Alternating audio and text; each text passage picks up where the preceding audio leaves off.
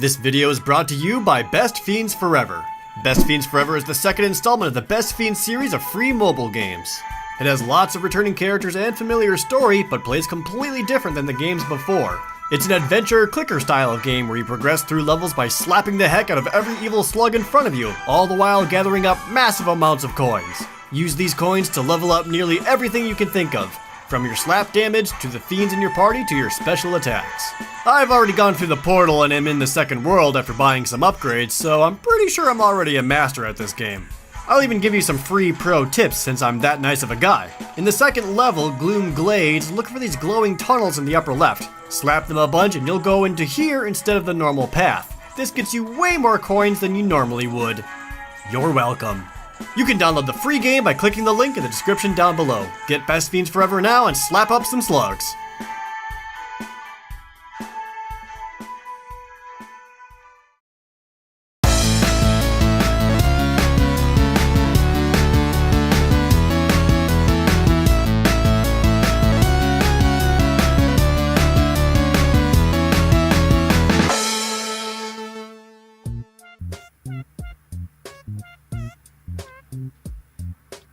I don't get scared by video games very easily.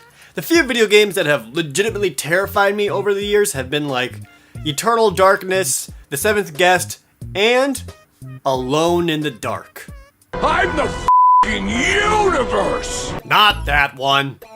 The original Alone in the Dark came out in 1992 for computers, and the entire legacy of survival horror games exists thanks to it. Everything you love about the original Resident Evil came from Alone in the Dark. You can play as either Emily Hartwood or Edward Carnby.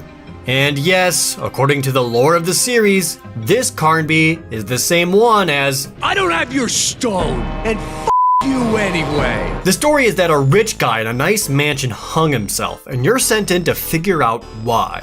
One of my favorite moments in the entire game comes right from the intro, and it's to show that this game has graphics! And it comes in the form of this frog.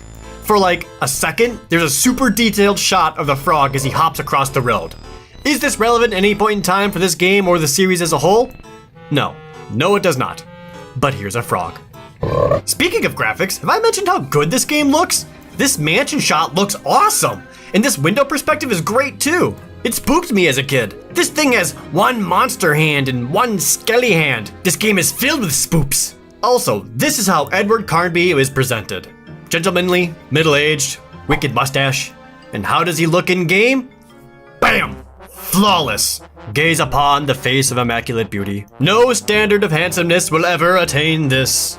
This is the first room of the game, the attic of the mansion. As I said before, survival horror got its roots from Alone in the Dark, and this much should be obvious right away. The fixed camera angles, the pre-rendered backgrounds, the tank controls, all of it started right here. But as a survival horror, is it actually scary?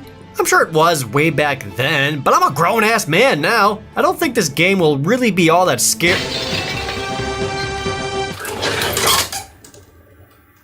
Okay, the monsters aren't exactly intimidating anymore, but I gotta give the game props for demonstrating right away that it's not messing around.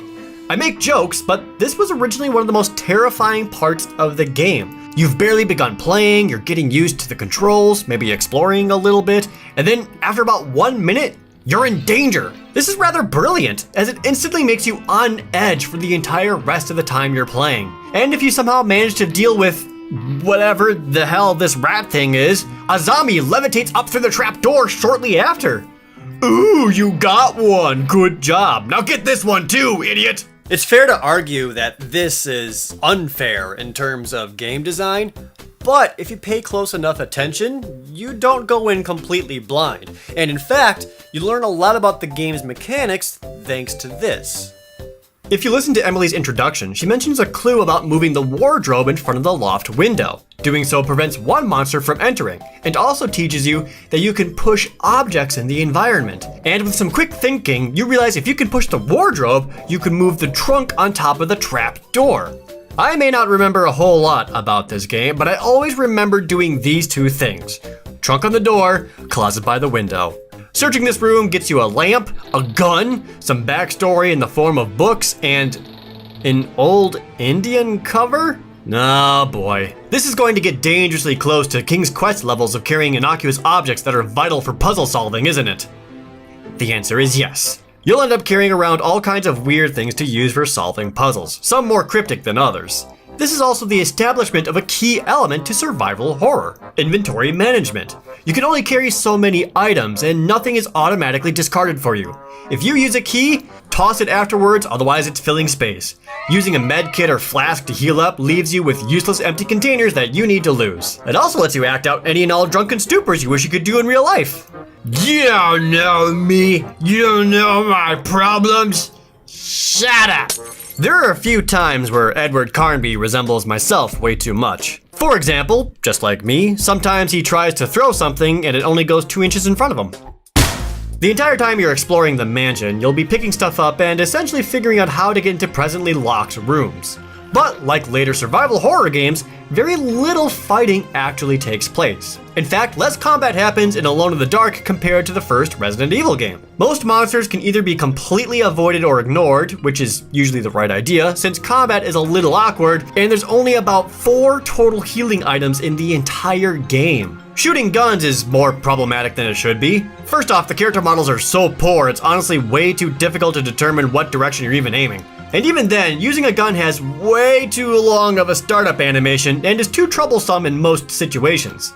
Thankfully, Edward and Emily can fist fight with the best of them. Put 'em up, put 'em up. Bring it on, you Sally. Your mother was a shoe cobbler. To fight, you'll hold the space bar and use the movement keys to attack. Left and right do different punches, and up does a kick. All you really need is the kick though, since it has the most range and deals the most damage. Plus it's fun to imagine Carnby with one swole leg that he uses to beat zombies with. Speaking of the zombies, I can't believe I took any of these monsters seriously. The zombies are all cartoonishly goofy. I don't even know what the hell these things are. And later in the game you end up in some water areas where you get attacked by a creature from the Black Lagoon ripoffs. There's also a Graboid, but sadly no Kevin Bacon to slay him, and the Ghost of the Grimace. The only other monster that stands out amongst the zombies, spider things, and ghosts is the one pirate. I have no idea what he's doing here or why. You can't shoot him since he backflips out of danger. It actually ends up being a fun fight, as you have to fight him using a sword. It's neat. I never really died when fighting against the monsters. What did kill me a lot were the instant death traps. This is one of those games where you need to save as often as you can, as things can kill you out of nowhere, like this hallway. The intro sequence shows you can go through it no problem, but when you try to go back through, you'll fall and die. Touch a ghost, it'll kill you. Try to leave the mansion, I don't even know what happens here, but you die. Read a book, dead. Kids, don't read, play video games. Having finally played through the whole game, I was rather surprised at how short it is. It only took me about 3 hours or so, and there aren't a whole lot of different rooms of the mansion. And the actual scares are scarce. Scares. There's the monsters in the attic at the beginning. Falling down is kind of scary. There's that one part where the camera shifts and another monster jumps through the window. That's pretty spooky, right? Dying is scary. I'm serious about this. When you die, a zombie drags your dead body to the underground mansion and lays it on a sacrificial altar for the final boss. And just in case you weren't unsettled enough, you're then treated to this image. For 1992, this is outright horrific. Then again, so is this. The final boss areas are easily the most irritating. Out of nowhere, you have to do, of all things, platforming. You can suddenly jump in your actions menu. It's not as bad as it looks, but it does come out of nowhere and is obnoxious. Almost as much as the sudden dark maze. There's no monsters or anything, but you do have limited lamp fuel to get through this. And even when you get to the end, you can hardly recognize that this thing is a door to open. And then the actual boss fight itself, which isn't so much a fight as it is a practice in patience. Turns out there's a 300-year-old entity who's unleashing hell in this mansion, and he became a tree somehow. You need to kill said tree, which means running up to him while avoiding his fireballs and a couple of creatures hiding in the water. You have to run up to the altar, place the talisman, and then throw your lit lamp to burn him instantly. And then you have to escape! At your own pace, take your time, no worries. After running all the way back through the mansion, the only thing left to do is leave.